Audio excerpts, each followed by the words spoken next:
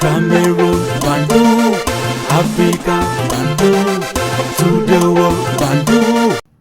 Alors, on va parler de Secret Story. Il faut dire que samedi dernier, c'était, si on peut le dire ainsi, c'était les quarts de finale. Oui. 4 personnes nommées dans le SAS, à savoir Mokhtar. C'est quoi Grécy. SAS?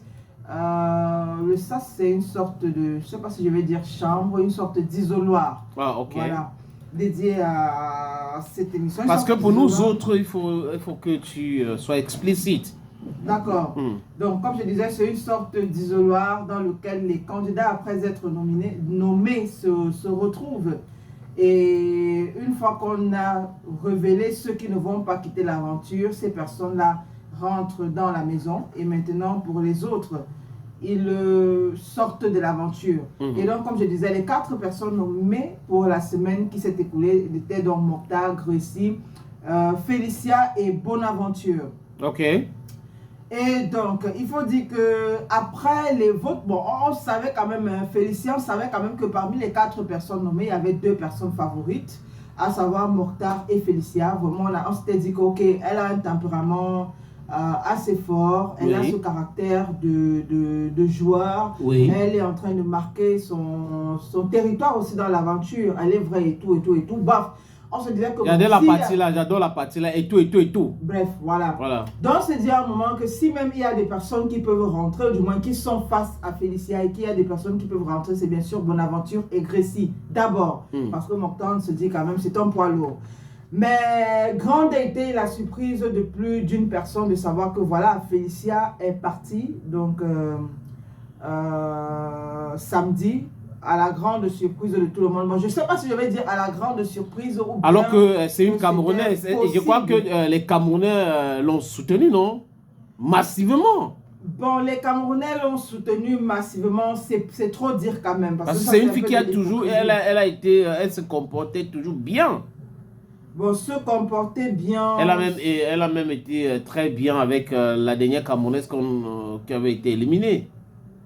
Bon, non, elle a pété, elle avait peut-être, d'après elle, peut-être elle s'est dit être honnête, mais beaucoup de personnes, comme moi y compris, ont estimé que c'était un peu trop de mépris. Ok, Elle elle avait était été excessive. très irrespectueuse envers Nadine.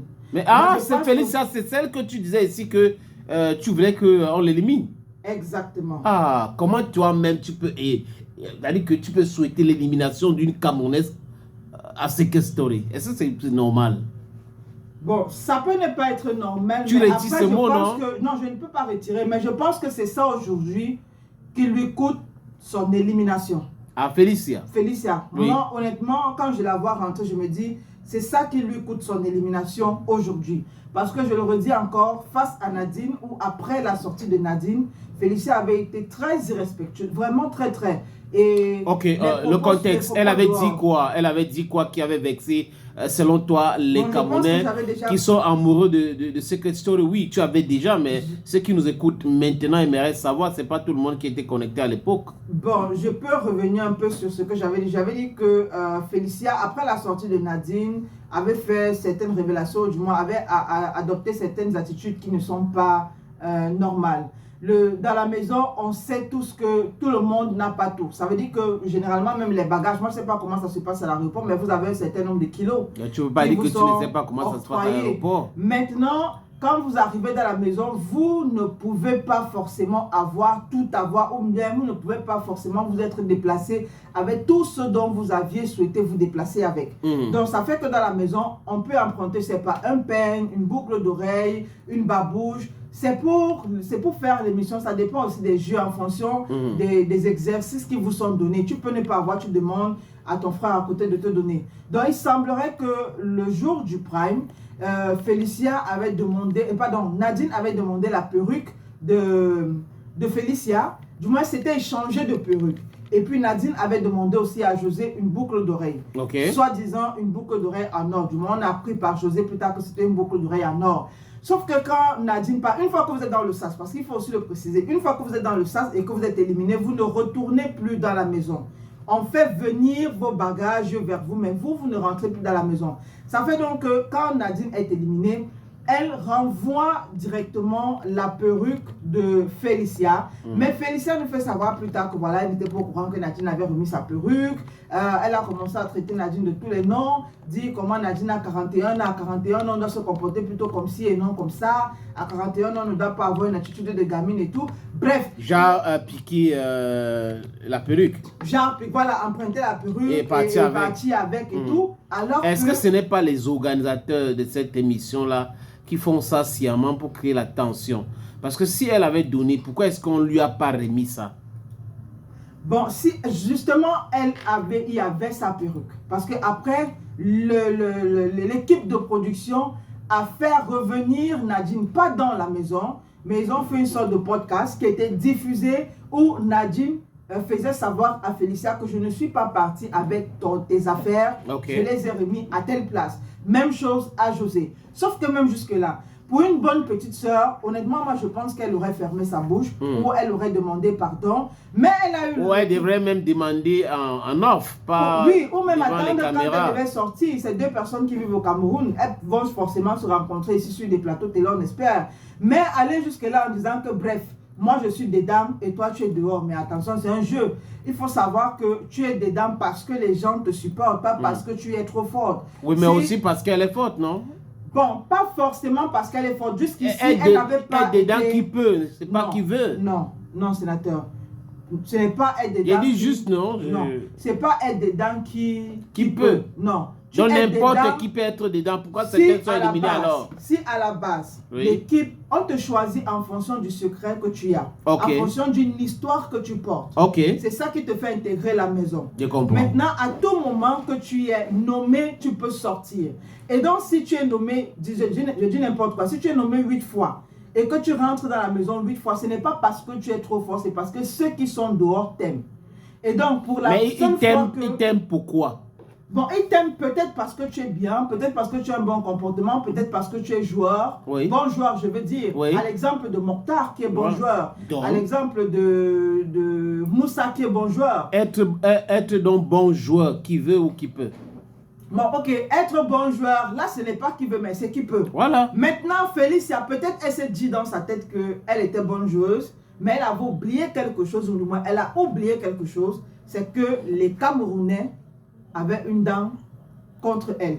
Et donc il y avait la colère. On ne l'a pas, voilà, on ne l'a pas voté à la hauteur de son jeu, si je peux dire ça comme ça. Non, mais ce n'est pas des gens comme toi qui ont poussé les autres à ne pas à voter pour elle parce que vous étiez en colère contre elle. C'est ce que je suis en train de dire. Et pas les influenceuses comme vous. C'est ce que je suis en train de dire, sénateur. Oui. Elle, même en mobilisant les gens, parce que à partir de mercredi, vous commencez à dire votez pour moi, votez pour moi. Mais tu as oublié de dire, par exemple, que je reconnais que j'ai fauté quelque part. Donc elle devait demander les excuses. Elle devait demander les excuses parce que c'est ça qui fait aujourd'hui que pour la seule fois. Donc les excuses dans son message de galvaniser les gens. Ça pouvait lui porter chance. Moi, j'estime que ça pouvait lui porter chance. Donc, elle a été éliminée parce qu'on n'a pas voté pour elle. Exactement. Voilà. Elle a été éliminée parce qu'on n'a pas voté pour elle. Donc, cela explique la colère des Camerounais. Voilà. Et donc, il faut dire que toujours à ce propos, donc, on a la réaction de Stéphane, qui est donc co-présentatrice de cette émission, Secret Story. Elle était où elle est? Non, elle est. Ah, c'est elle qui présente. Hein? Elle est co-présentatrice, oui, pour la deuxième fois. Elle est aux côtés de Jean-Michel. L'Ivoirien. Voilà, exactement. Alors, Stéphanel qui dit, je vais le dire haut et fort, sache que nos frères camerounais ne savent pas soutenir, ils savent critiquer. Quand c'est mauvais, ils sont les premiers à critiquer, mais lorsqu'il faut soutenir, ils ne savent pas le faire. Ils ne connaissent que critiquer, ils ne savent pas soutenir. Ils ne voient que les défauts, ils ne voient pas les qualités de personne. Si tu veux avancer dans cette vie, tu dois avancer de toi-même. Moi, en tant que Camerounaise, je sais que je ne peux pas compter sur mes frères pour accomplir ce que je mérite d'accomplir parce qu'ils ne savent pas soutenir. Ils ne sont pas comme les Ivoiriens. Et une fois de plus, je vais encore vous comparer aux Ivoiriens parce que eux, ils supportent leurs sœurs, ils supportent leurs frères. Mais les Camerounais, toujours dans la critique. Revoyez un peu. Revoyez-vous un peu parce que c'est pas le pays qui va mal, c'est vos mentalités de... Bon, vos mentalités façon là qui vont mal. Voilà, les villageois, elle a dit ça. Bon, elle n'a pas dit villageois, elle a utilisé plutôt un autre mot que je ne peux pas prononcer ici. Voilà. Mais il faut dire que les Camerounais aussi sont experts en critique, hein. C'est un fait. C'est-à-dire qu'ils peuvent s'énerver contre les Camerounais facilement et comprendre les autres. Bon, c'est vrai, oui, les Camerounais nous sommes experts en critique. J'ai envie de prendre... Surtout quand ça concerne nos frères camerounais. Ouais, voilà. Oui, c'est vrai, sénateur. Là, c'est vrai. J'ai envie de prendre un autre exemple, peut-être pour dire aussi à Stéphanel que quelque part, elle a raison, mais quelque part, elle a tort. Donc, elle a raison comme elle a tort. Elle a raison comme elle a tort. Ok. C'est une vraie Camerounaise qui parle. Je prends par exemple toujours le cas de Secret Story. Oui. Quand Nadine est rentrée dans le SAS, moi personnellement, j'ai voté Nadine pour la soutenir parce que je savais que voilà quelqu'un qui porte haut et fort les couleurs du Cameroun. Elle était vraie. Elle avait un aura très imposant dans la maison. Et la preuve, tous ceux qui sont dans la maison, pour ceux qui regardent Secret Story, vous allez constater et vous allez le convenir avec moi que c'était un maillon fort dans la maison. Okay. Je vais prendre un autre exemple pour dire qu'à un moment aussi, les Camerounais savent vous soutenir. Okay. On a vu le concours de Miss Univers, je pense bien, où Princesse Issié représentait le Cameroun. Voilà. On a vu les efforts que Princesse Issié a fournis. On a vu les efforts que le Comica a fournis. C'est vrai que l'une des éditions, c'était catastrophique, mais avec la dernière participation de Princesse Issié à ce concours, on a vu les efforts que le Comica avait fait, les erreurs qu'ils ont essayé de corriger. Voilà, merci sénateur. Et donc, on a soutenu Princesse Issié. Quand il fallait la voter par les liens, les Camerounais se sont mobilisés, même si après ça n'a pas payé, mais on sait quand même qu'elle se retrouvait dans le top 5 Miss continent africain. Parce qu'on l'a voté, parce qu'on a soutenu, parce qu'on s'est dit, ok, le Comica a fait quelque chose d'exceptionnel, allons soutenir notre soeur. Voilà. Mais si ce n'est pas bien fait, si quelqu'un fait quelque chose de mauvais et ne sait pas qu'à un moment j'ai fauté, je dois me repentir, pourquoi est-ce qu'on doit aller la soutenir? Je suis d'accord avec toi, l'analyse que tu fais, tu as raison comme tu as tort. Ah, ok. D'accord. Pour emprunter ton expression. Je veux dire, on est en compétition, n'est-ce pas? Vous avez beaucoup de Camerounaises dans cette compétition. Certes, l'autre, selon vous, vos analyses, parce que vous n'étiez pas là pour savoir ce qu'elle a subi avant de faire les déclarations qu'elle a faites là. Parce que souvent dans l'interview, c'est au pif, hein? Toi, tu as assisté aux interviews où les gens s'énervent. Jusqu'à arriver au point de bagarrer. Alors qu'ils sont arrivés, ils ont salué, tout le monde était content. Tu vois, ça dépend de ce qu'on vous dit là. L'adrénaline peut monter comme ça ne peut pas monter. Et si vous n'avez pas la maîtrise en soi. Donc, peut-être que Félicia a réagi au pif comme ça parce qu'elle n'avait pas vu sa perruque. Et qu'on ne lui avait pas dit que Nadine avait remis déjà sa perruque. Et elle s'est mise comme ça en colère parce que là, et c'est le but de rechercher parce qu'elle tourne cette émission aussi.